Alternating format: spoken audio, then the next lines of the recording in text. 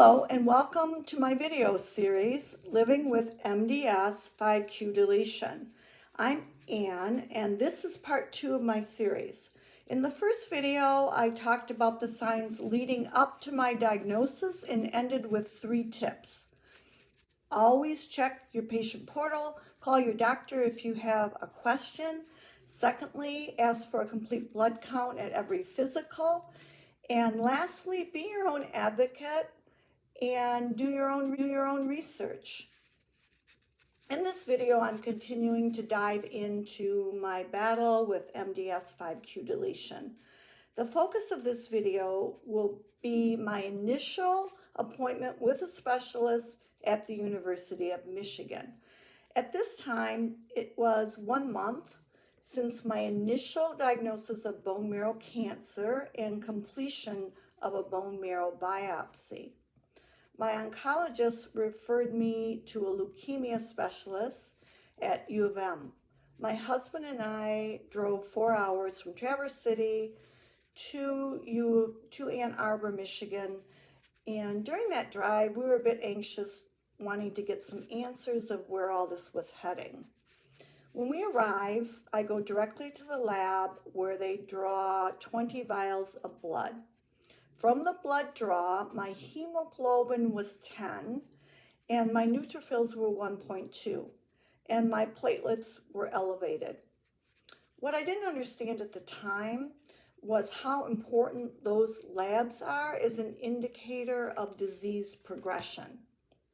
After the lab draw, we meet with a specialist for leukemia and he begins to explain my disease. During this time, my husband is taking notes.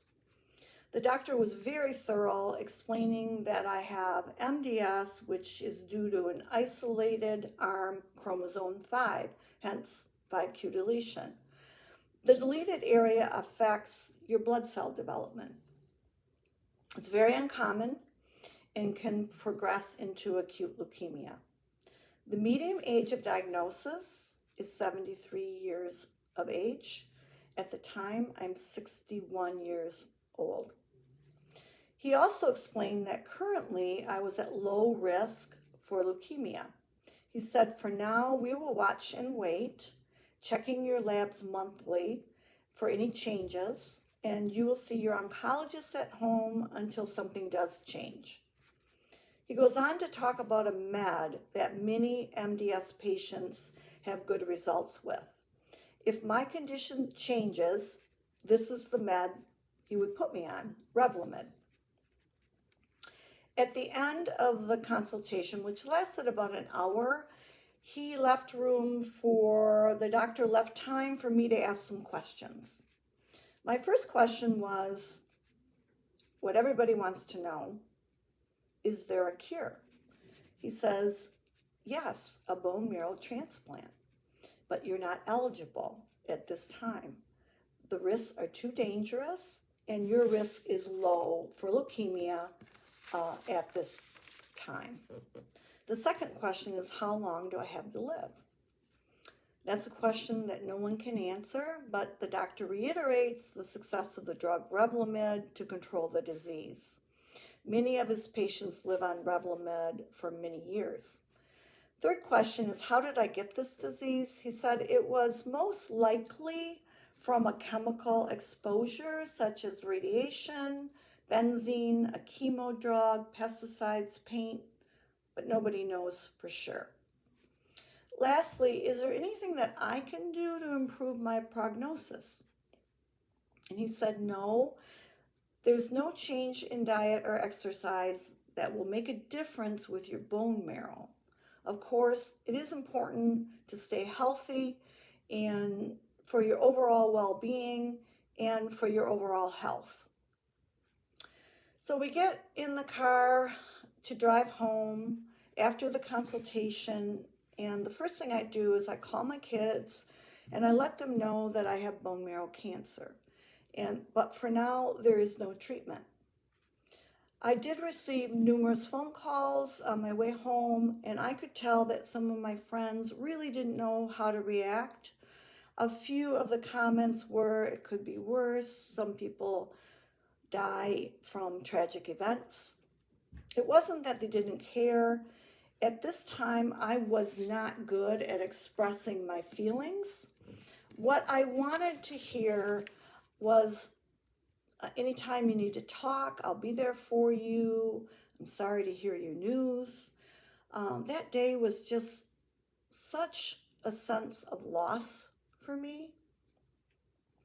What I found, though, as time went on, that it gets easier to accept the changes in your life, and I got better at expressing my emotions and feelings. From this day of diagnosis, there are 3 tips that I learned that I would like to leave you with. First of all, tape all your doctor appointments. If the doctor's confident, they're going to encourage you to do this. It's just so much information that you can't possibly write it all down or remember it. Secondly, take care of yourself. Looking back, it was really important that I paid attention when I was extremely fatigued, that I got some rest when I needed to, and that I continued to work out. I tried to work out about 3 days a week and do some yoga, and eat a balanced diet.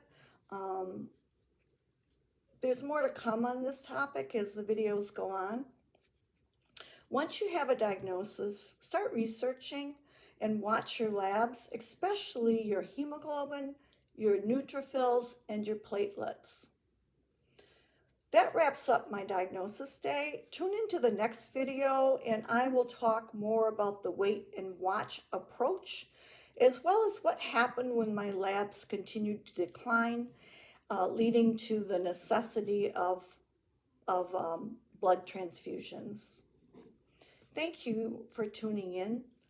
There's so much more to come.